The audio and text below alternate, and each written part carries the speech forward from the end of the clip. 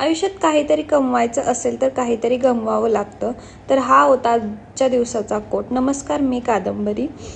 तर खूप दिवस झाले, मागचे 15 दिवस मी एवढं कम्फर्ट झोनमध्ये गेली होती की माझा नुसता आरामच सुरू होता. सो त्यातून बाहेर पडण्यासाठी मी काहीतरी एक छान रुटीन ठरवलं होतं. तर त्यासाठी मी रोज सायकलिंगला जायचं ठरवलं होतं. तर आमच्या रावेतमध्ये एवढा छान स्प्रिंग येतो ना, एका फॉरेन कंट्रीमध्ये गेल्यासारखं वाटलं.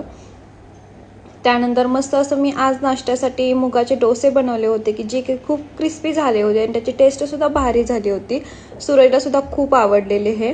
नाश्ता करून सूरज डीमार्टमध्ये गेला होता आणि तिथून त्याने सामान आणलं होतं. मग इथं मी सर्व असं चेक करून बघत होते की सर्व काही बरोबर आहे की नाही.